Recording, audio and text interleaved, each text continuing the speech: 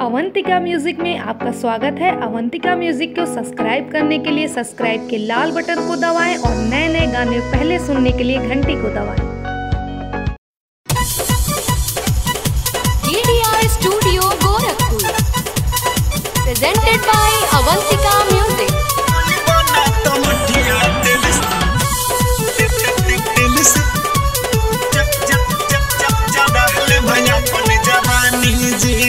बहरा तू गइला जाके भुलैला बढ़े हमर परेशानी रोजे बढ़े परेशानी जी अही बना टमटिया तेल से ज्यादा ले अपन जवानी जी अही बना टमटिया तेल से ज्यादा ले अपन जवानी जी ले अपन जवानी जी अही बना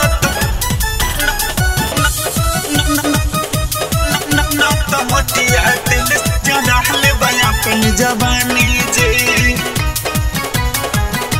ज्यादा ले अपन जवानी जी। घरे जब रहला त चुमा ले तो रहला गाल में गइला त पूछतो नहीं खबानी कवन हाल में कवन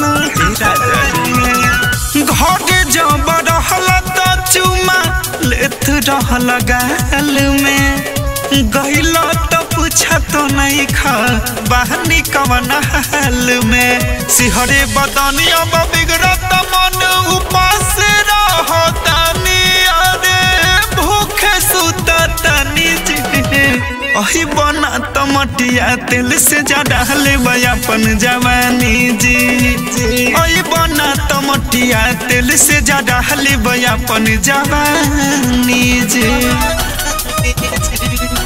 मिक्स बाय गोलू पाता।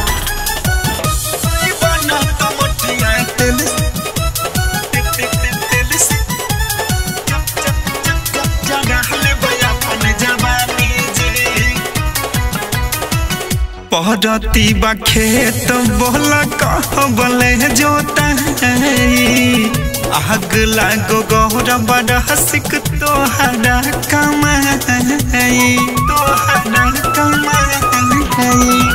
पहरती बा खेत बोला कहबले जोता आग लागो शिवी गुप्ता तोहर कमाई मौसम राजा जल्दी से आजा छोड़ी राजा धानी आरे छोड़ी राजा धानी जी अही बना टमटिया तेल से ज्यादा ले अपन जवानी जी अही बना टमटिया तेल से ज्यादा ले अपन जवानी जी।